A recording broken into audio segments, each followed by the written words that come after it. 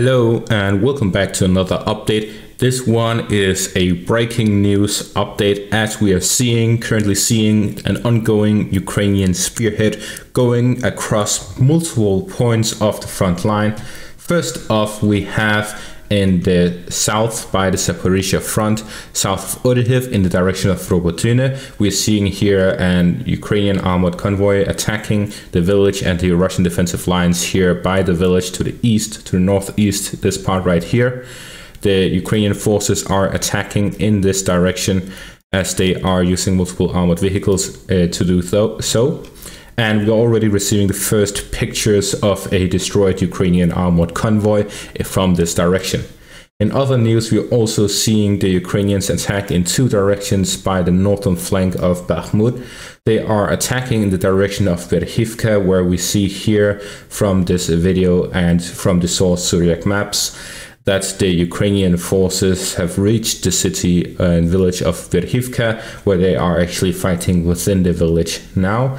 And then we also see this video here, and also from Syriac maps who has geolocated it, the Ukrainian forces attacked to the southeast of Rostolivka in the direction of Soledar in a armored assault here to the northeast in the direction of the northwest of Yakovlivka and the north of Soledar.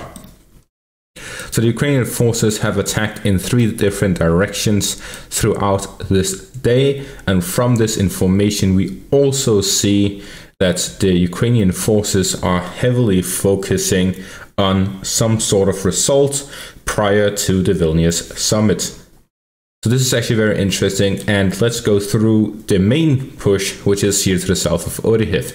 Through this, we see that there are a lot of vehicles which have been detected to be destroyed, damaged, and so on, or even abandoned by the front line here to the northeast of Robotyne.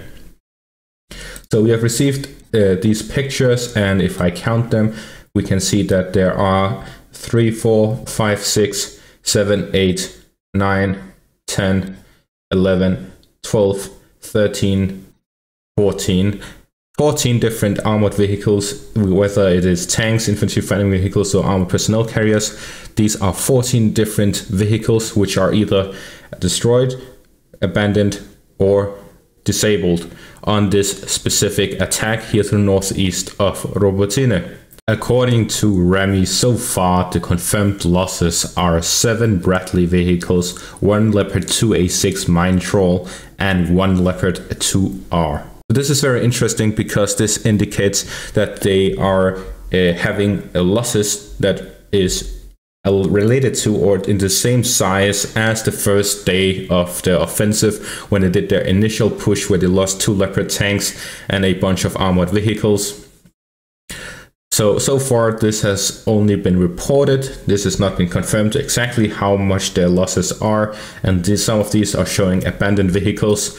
They could still be operational and so on. They may have been retrieved already, but we don't know that so far. All we know is that the Ukrainian assault seems to have initially already failed, but they may have a lot more in this push. They may continue this push, especially since the Vilnius summit is tomorrow.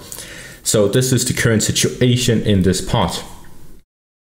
Now, we see a few videos of Lancet drones attacking some of these vehicles we see in the pictures. We also see some getting hit by artillery. We see that some of these vehicles have mine destroying features that are added to it to allow them to remove the mines through these assaults so that the vehicles can pass through. We also see that in these pictures there's actually a lot of roads that have been used. We look at the pictures that there are multiple directions that tanks and vehicles have gone through, which means that they have moved a lot in this location. There's been a lot of movement. There's most likely been a fight that happened in this direction, which would indicate Russian forces close to the village of Robotyne fighting directly against the Ukrainian forces. And how we know that this is the location, we see it from this update here where they have actually geolocated the areas in which the fighting took place, and it took place exactly right here. as we can see in the picture right here where it shows the geolocation. But yeah, we see right here to the northeast of Robotyne, less than a kilometer away, the Ukrainian forces have already reached this direction, and the fighting was ongoing in right here, which is the furthest the Ukrainians have reached so far through this offensive. Other than that, we have to go through the territorial changes we've seen through the last day according to Syriac maps. First off, here by Berhivka, we see that the Ukrainian forces have reached this deep into the Berhivka village.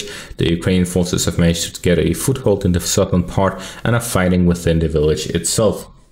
Then we have an update from the Rostolivka area here to the north of Soledar, where the Ukrainian forces have managed to push from the village of Rostolivka and down to the southern parts northwest of Yakovlivka and towards both the village of Yakovlivka and Soledar. So they have pushed in this direction as well.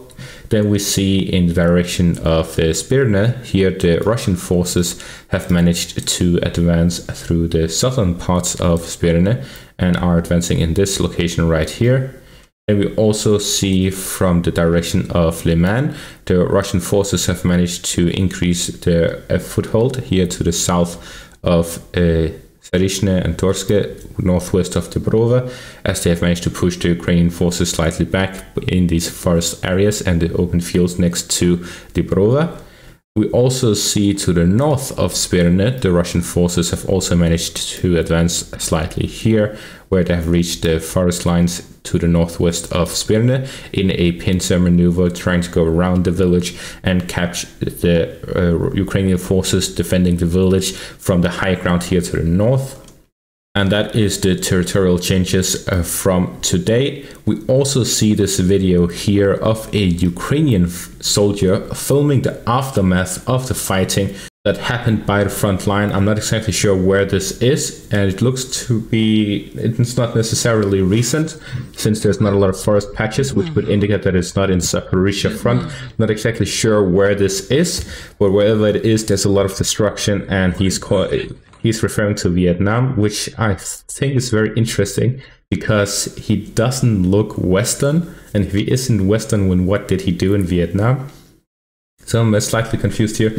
Maybe his commanding officer previously from the Soviet Union probably told him some stories from Vietnam, and then he's referring to that, since the Soviet Union did have officers in Vietnam, which could be where they may have heard some stories from, or maybe from the foreign volunteers from different countries who went to Ukraine from Western countries, who then possibly talked about their experience in Vietnam, if they are a veteran from that war, or if their sergeants or officers who trained them had some experience there, then they could talk about that. Either way, it seems very interesting that he's referring to it as Vietnam, since Vietnam was a very bloody war with a lot of napalm being used, which is what it's known for. So a lot of burning, and we see here the vehicle burning. So there's a lot of possibilities, but it's definitely from him seeing this as a terrible, terrible war. And generally, that is all of the updates for this video. Thank you all for watching, and have a great day.